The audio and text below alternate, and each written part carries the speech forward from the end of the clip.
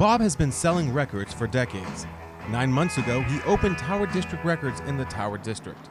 He thinks the reason that vinyl records have never gone away is because they offer something that other formats don't. It's the age-old argument of there's more things to do with a piece of vinyl. You can look at the cover, you can read the liner notes, find out who played on the song, who wrote the song. With a download, you basically are stuck with just hearing the music. One of his most expensive records is the Beatles' Yesterday and Today album. Originally, it was released with the Butcher cover, but the record company covered the album with a less offensive design. And you can tell that this is just pasted over the original cover because of there's a black sweater mark right here. This vinyl is worth about $1,000. Down the street from Bob's store is Spinners Records. Spinners has been around in Fresno for over 30 years. 3 years ago, Manny bought the store. Now he hosts a weekly radio show as the Spin Man, playing only records he carries in his store. And then they called me right down here at the Spin. He says there's a quality with vinyl you don't find in other formats. It's a medium that is a natural medium. The analog wave sound of sine wave sound of vinyl is just as like hearing these automobiles going by, these folks over here talking, that sort of thing. Where you're using digital, you're using all square wave. Manny also thinks that the album cover art in a larger format is one of the main things that draws new listeners in. I have kids from state colleges that'll come in and they won't know the artist. They'll pick it up and they'll love the artwork. Then they'll check out the artist and they'll go, wow, this is great. It's not a far step from being a collector to a seller. That's how it started for Shane 8 years ago.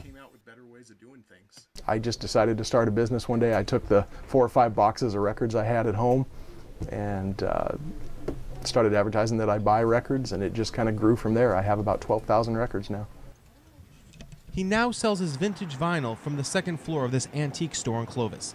He has all kinds of records, from old Edison discs to antique phonograph cylinders from the late 1800s.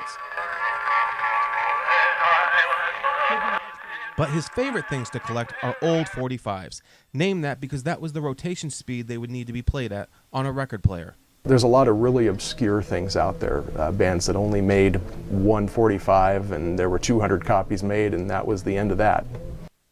45s were singles of the time, and because they fit in most American jukeboxes, artists like Jan and Dean and Bobby Darin cared more about writing the next hit than they did about writing an entire album. That was until 4 lads from Liverpool came along, and then they introduced us in 1965 to Rubber Soul. After the Beatles, most artists started thinking about crafting a record as a whole as opposed to each individual single.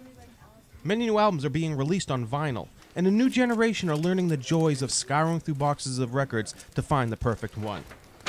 There have been so many requests for a wide range of music that Bob has had to change locations to fit his inventory.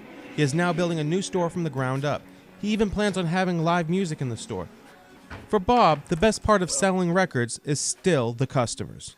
The satisfaction I get when somebody buys a record and I know that record and I know what it sounds like and I know they're going to be happy with it. Or turning them on to something they hadn't heard before.